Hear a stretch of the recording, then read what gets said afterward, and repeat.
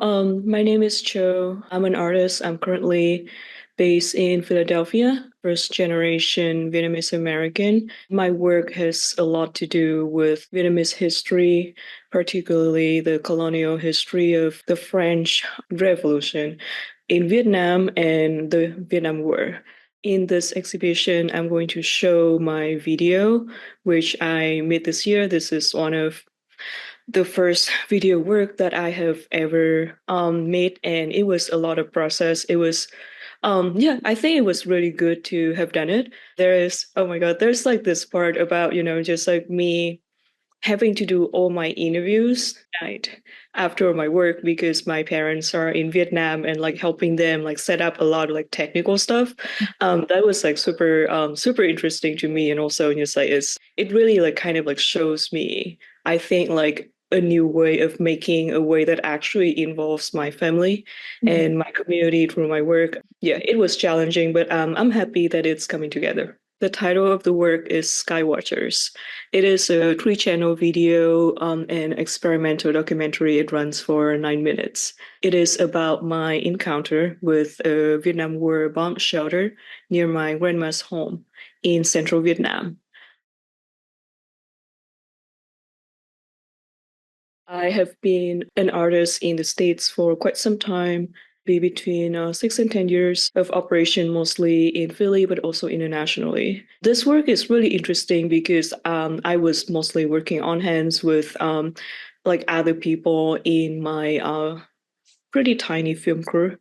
And that because there was filming that happened in central Vietnam. My family was also involved. Everybody was like well aware that I was doing it, which is unlike the other work that I did. It's like super interesting because it brought back a lot of memories for me as well, like particularly like the way that we engage with traditions, like the way that we engage with our rituals. I think it comes from a place where like I study Vietnamese art somewhat as an artist. This film actually brought back like my own positioning within my family and within my generation, how we experience the Vietnam War, the grief and the aftermath. Yeah, we have like a little bit of distance like from the actual events that happened, except for my dad. I had this sequence, right, that I didn't have in the film. I put it in like a little bit, but basically every time that we go to a temple or a pagoda, like to pray for success, to pray for, like our family, we don't really know like what to say. We don't memorize the rituals. Instead, it would be like my brother taking out his iPhone and reading something that he Googled. Like, and to me it's like a pretty good kind of like symbol of like how we actually approach spiritualism, but having grown up like being surrounded by it. I think this is a complex question, kind of like a million-dollar question, like in this way, and like as for my part, I had some other interview a couple months ago when somebody asked me, why we just don't talk about the Vietnam War that much in the family. And to me, it was also interesting because, it's through these interview segments that I had with my dad, which was like days of me just like talking to him about the war, that he said, well, nobody's going to listen. It's like this brutal history. Like if he talked about it when I was young, then like he's gonna scare me. He's gonna scare the children. I think this is part of why I wanted to go back to it, and part of why I wanted to keep going back to it. Like in making this video, I really created this ritual, like of me going back, right? Symbolically going back to this bomb shelter that I understood nothing about. I knew something happened there, but I didn't exactly know what or like, who actually lived there. In my process of, coming back, talking to other people, like filming this process, and, having this information from my dad, like I kind of like I kind of like, unearthed like a lot of history that is here. And in that process, like I come to understand a lot more about tradition and about care. And, in this sense, I do really think that like care shows through in the way that I need to sit down and have these conversations, because I think there is a lot of history, like in Vietnam, like personal history, oral history that just like wasn't really catered to.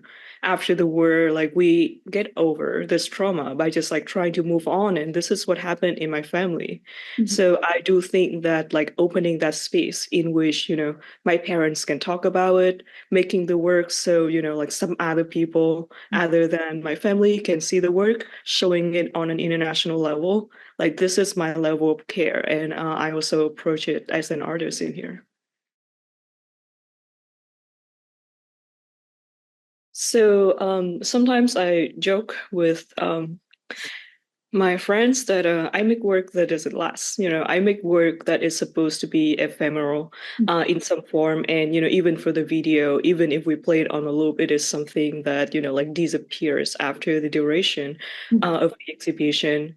And, this is something that I think about a lot as well, just like literally the idea that as I make work that doesn't last, I don't really make like the same kind of income that like, a traditional painter would make. But for me, just like this aspect of time as it relates to material is like super important in my work because like I'm really, like making history, like I'm like making work about a history that has a lot of breathing involved in it. Like I just really want to make clear that aspect of as I used certain traditions, as I refer to, like let's see, like these like French paintings, right, that were made like in the early 1900s, as I like, create these like fragments of history.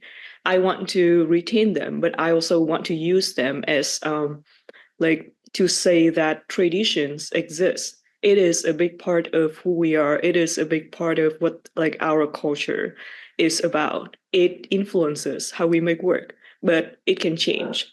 And this is, like this is a big question that I think I will spend a lot of time trying to answer, like the sense of like what is Vietnamese art, because we have all of that history. Vietnam has so much history of colonization, of war, of devastation. So we just come together, at one point as artists and think about why we are influenced by the things that we see Mhm. and the specificity of what we see. That's what I'm interested in. Problematizing like that, and trying to raise a question regarding those influences. Like that's what I'm really interested in. But yeah, I mean, I think it is such like a big process. It is a process in which I'm constantly trying to navigate big questions. And it is interesting, I think, being like kind of alive in this space, like in this space and like during this time, because I could make art for 10 more years and would still feel like I'm still learning. Mhm. There's like so much of learning that happens within that space, especially because like I'm not an art historian by trade. That's not what I went to school for. And there's like so much of like art history that I feel like needs to come alive. That is, I think, helpful for like the Vietnamese art community and for myself.